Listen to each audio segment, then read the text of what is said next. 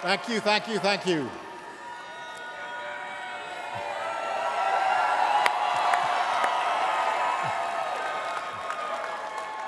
The Bahamas is in the house.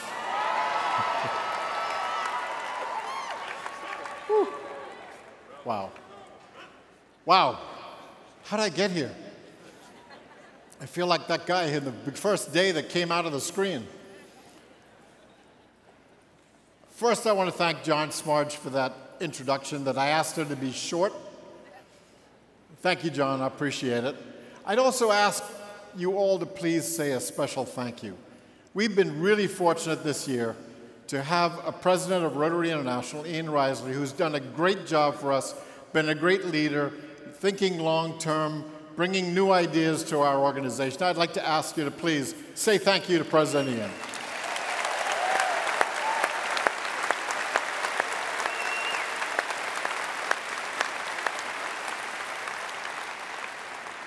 So, how's everyone tonight? You been having a good time? So how many of you, this is your very first convention?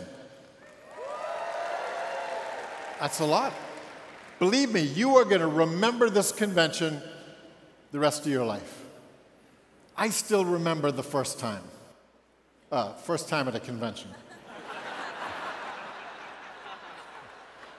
It was Las Vegas.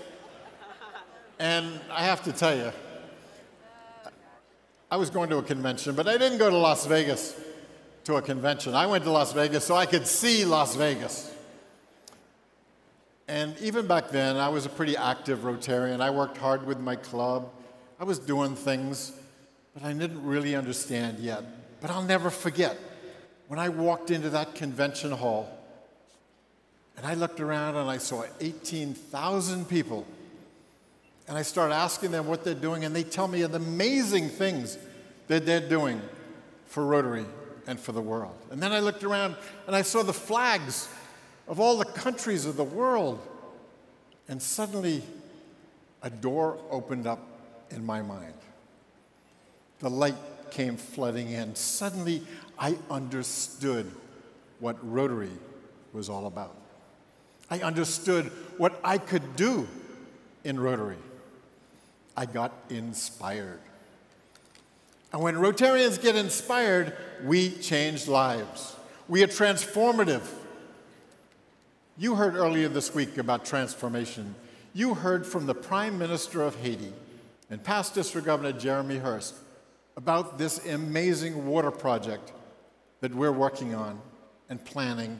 And we're going to have an amazing business plan that we can come to the Rotary world, where we are going to share water with every citizen of the country. That's transformative.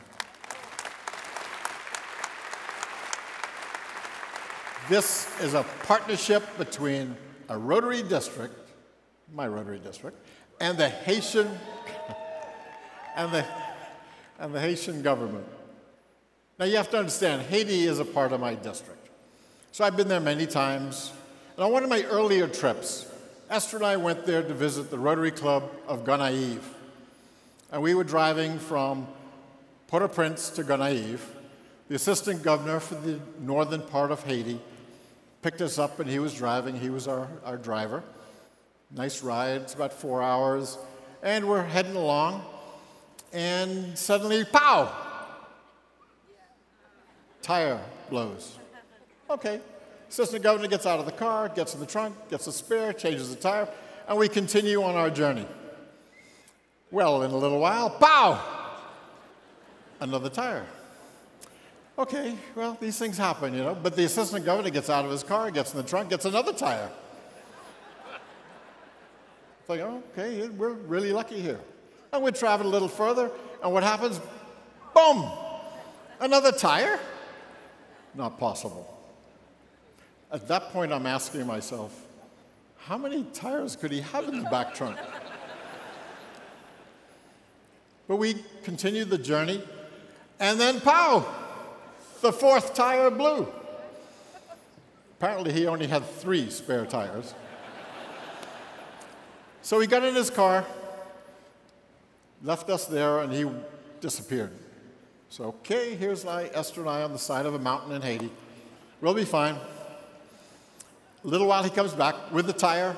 We're in the middle of nowhere. I don't know where he found a tire. Change the tire, we move on. We get to our destination, and we're staying with the president of the club. He's hosting us in his house. Real nice of him. But now we're kind of running out of time. We've got to move pretty fast. But I asked him, I said, look, we're about to go to the club. I know we only have 20 minutes, but could I take a shower first? He said, well, just give me a minute. Okay. He left the house, got in his car, and drove away. I'm thinking, what, he's getting more spare tires for tomorrow? He comes back, he says, okay, go ahead and take a shower. Okay, took a shower, change, go to the club, do our thing. After the club meeting, I'm dying to know. So we're chatting. I got to ask you, Mr. President, how come you had to leave the house before I could take a shower? I said, well, our city only has water 2 hours a day in the mornings. And I had to go to the city administrator and ask him to turn the water on for the city. And never have I been so embarrassed. I'm thinking, what have I done? But it was at that moment that I realized that sometime in my life, through Rotary, I'm going to make sure that every citizen of this country has water all day long.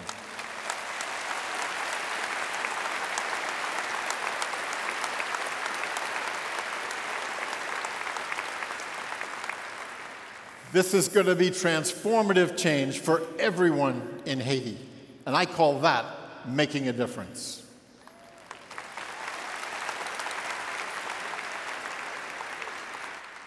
But does everybody know our vision statement? That was a question.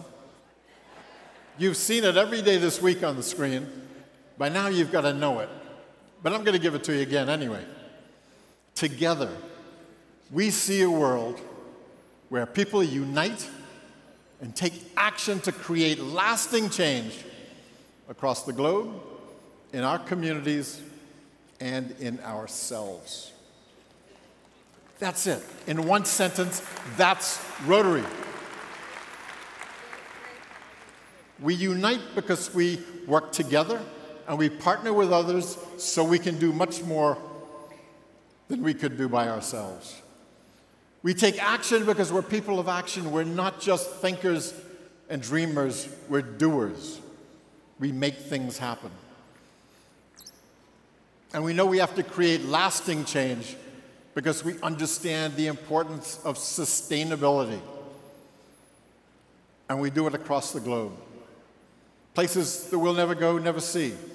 We do it in our own communities, and we do it in ourselves. Perhaps the most important of all. We need to take that to heart in taking care of our organization. If all the work we've seen this week here in Toronto is to continue, then we need to start with ourselves. Because we are a membership organization first. And if we want to be able to serve, if we want to be able to succeed in our goals, we have to take care of our members first.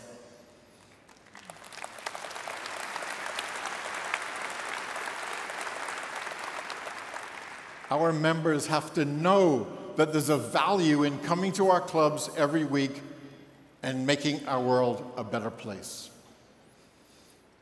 Now, Antoine de Saint-Exupéry said that if you want to build a boat, you don't start by collecting wood, cutting board, and assigning tasks. You start by awakening in the soul of your workers a longing for the vast and boundless sea. Now, your job isn't to build a boat. Your job is to build a better world. Your job is to awaken in the soul of every Rotarian, every friend, every person you know, a desire, a longing for a better world.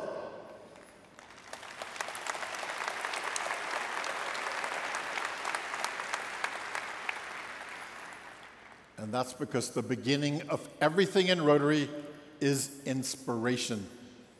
To make the world a better place, to make the future better for our children, to give hope to those who we'll never meet. That inspiration is what you came to Toronto to find. And it's what you need to take home with you and bring into your clubs, out into the world, with our theme for the 2018-19 Rotary year, Be the Inspiration.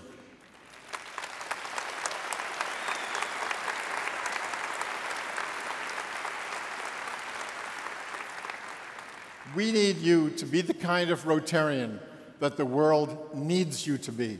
We need you to take the time to understand the real needs, to involve all the participants, to plan, to partner, but most of all, to show your enthusiasm for Rotary. And let that enthusiasm be contagious, infectious, so everybody picks it up.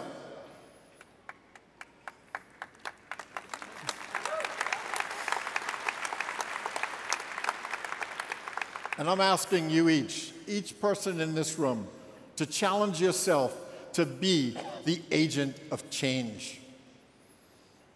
What do we need to do differently? And you need to lead by example. You need to show everybody who we are and what we do if we're going to build a stronger organization that's capable of doing more. We need to do a much better job of showing the world who we are and what we do. Can you do that?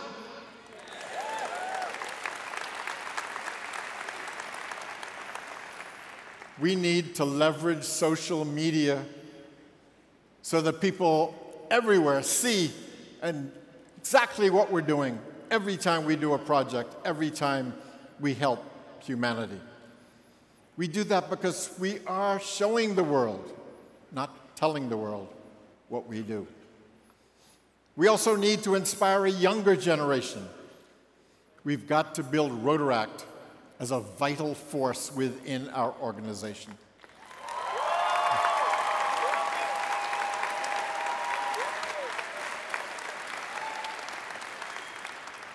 We've got to help members to develop their personal skills and their leadership skills. By the way, did you see those amazing Rotaractors on Monday?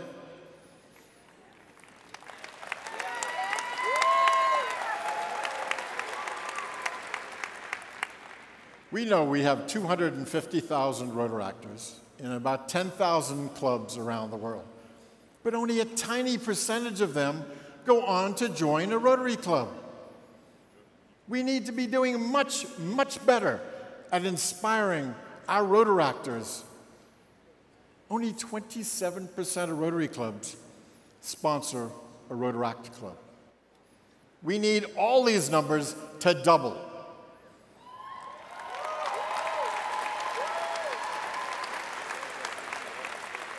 And Rotaractors, you're going to help us do that, right?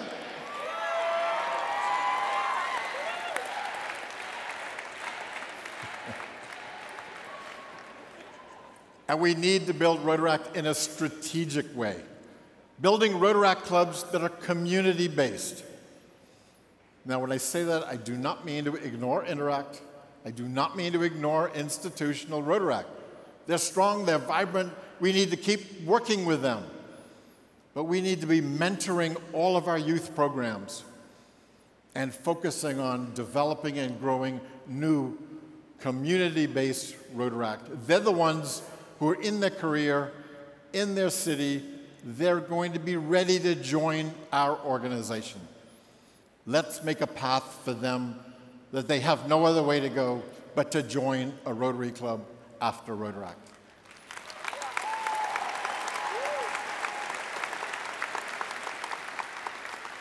We need younger members and we need younger leaders if we want Rotary to stay strong. But that's not enough to ensure that the good we're doing now will keep on going. If we really want that to happen, we're going to have to start paying much more attention to something that we haven't paid nearly enough attention to in Rotary, and that is sustainability.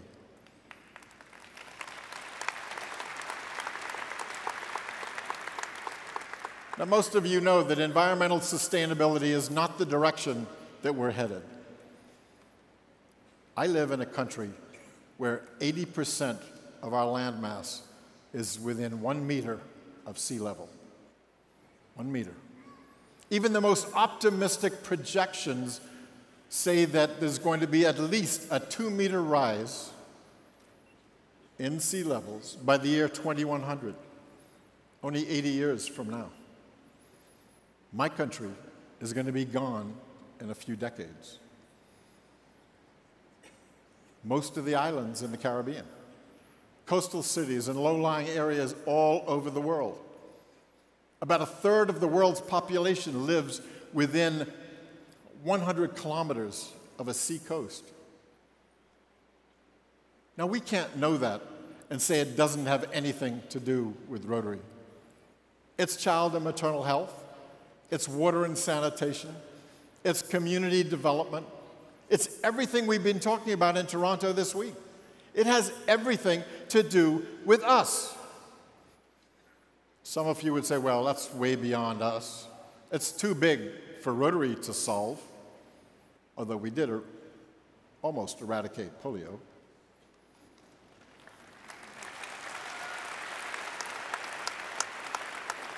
But you're right. It is too big for us all by ourselves. We can't solve it just alone. But we can be part of the solution.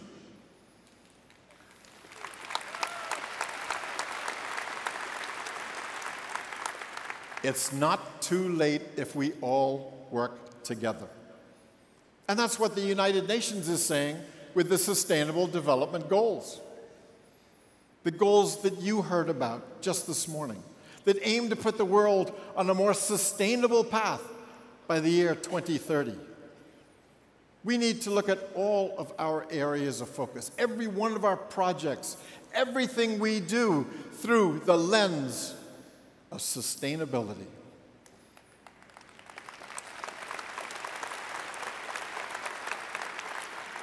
You know, it's a new way of thinking for many. But if we really care about what happens to our world, we need to be open to change, even radical change.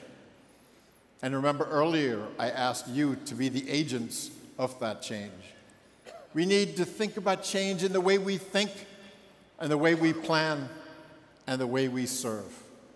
Because when it comes right down to it, what's our goal in Rotary?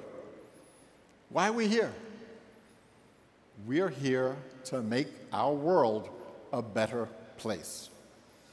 And to do that, we need to look at everything we do in Rotary as part of the health of our entire world. Our club, our community, our organization, and ourselves. We need to be inspiring all those around us to get involved, to have an impact, to be a part of Rotary making a difference.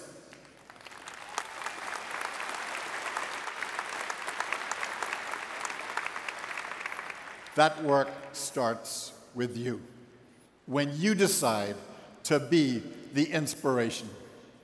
Thank you.